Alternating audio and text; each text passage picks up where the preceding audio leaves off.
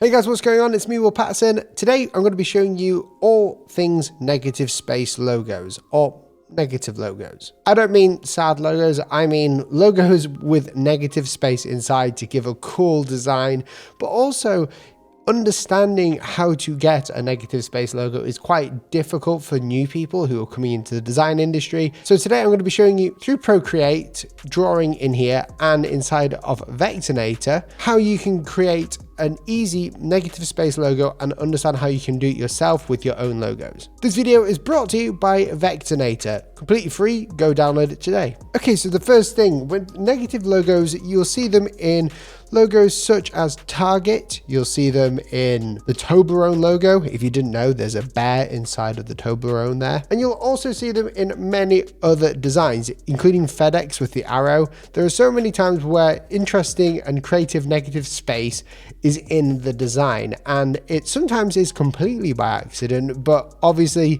some of the times it is not, it's done on purpose. But using negative space can be quite tricky to understand. So I'm going to use an envelope logo. So this is going to be like a mail client on the computer or something like that. You know, we're going to create a simplistic generic logo to understand this. So first of all, I'm going to just draw out a square inside of Procreate. I tend to use Procreate for just like sketching, if I want to just quickly sketch something down or do some hand lettering without vectorizing it, and then we move it into Vectornator after we've done that. So this is like the sheet or the envelope, and the main design of an envelope is kind of like this. We have very simplistic shapes. We have the square and the arrow in there. If I was to say to you, what is the positive space and what's the negative space of this, you may understand it, you may not, it depends. But basically in here, the blacks are the positive space, the places where we've actually positively touched, and the whites are the places that we have most definitely not touched. So it's a negative space. Now this here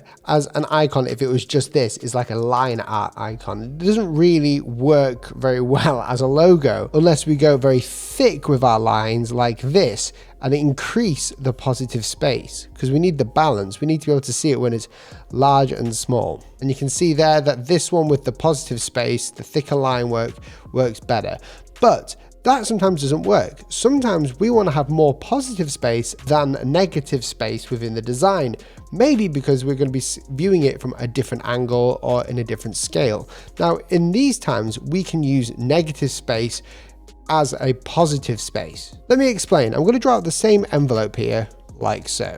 And it doesn't have to be perfect, it's just to show you. Now, what I'm going to do is I'm going to fill in this entire envelope, just roughly fill it in with this brush I've got. Now we want to get the flap to be seen, and instead of just drawing over it, because obviously you can't see it, the most natural thing to do is to basically cut it out of the shape. So what we do is just do the same thing, just draw, and there we go. So now we see that we've got a lot more positive space, and we sort of inverted it. So the positive space has been inverted from the negative in here. Now the benefits of this mean that obviously when we scale it out, it works a bit better when it's smaller. It takes up more color, as we say in design. So there's more positive space in there. There are some disadvantages of using this method, but you know, this is the easiest way to work it. Now let's say I want to use this as my logo for my mail app. Well, I'm going to go into Vectornator, who are kindly sponsoring this video today. If you didn't know, Vectornator is a free vector design app. You can literally do anything you want in this. It is a completely free, 100% design effective app. You can design quite nearly anything that you can on a normal vector software inside of Vectornator.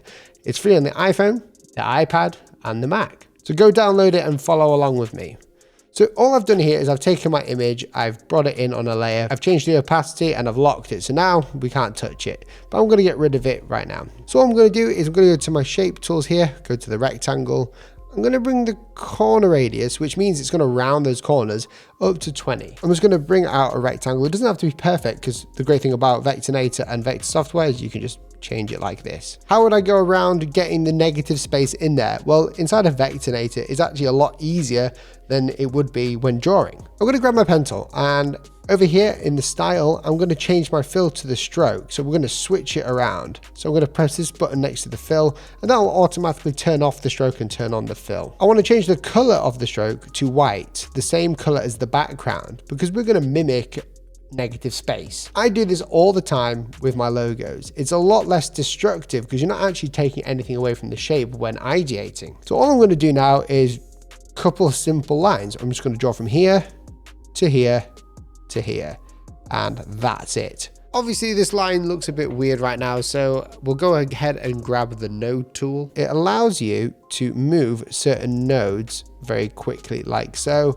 just to get it in the right position. If I go back to my selection tool and select this line, I'm just going to increase the stroke width. They've got a handy little toolbar here, so you don't have to go into the menus for this, but you just do this and increase it to whatever you think works well. Okay, so there we go. We've basically just got ourselves a negative space logo, but in reality, in Vector, it's not. We know this because if we take it outside or we put a color behind this, we've got a white stroke. What we want to do is get rid of this white stroke, but at the same time, make it get rid of the back stroke as well, or the shape at the back. Once we've made sure we've got our lines perfect by using the node tool, clicking over here, we can make sure our lines are now perfect. This basically allows you to edit the lines that you've just created. Select it using my selection tool.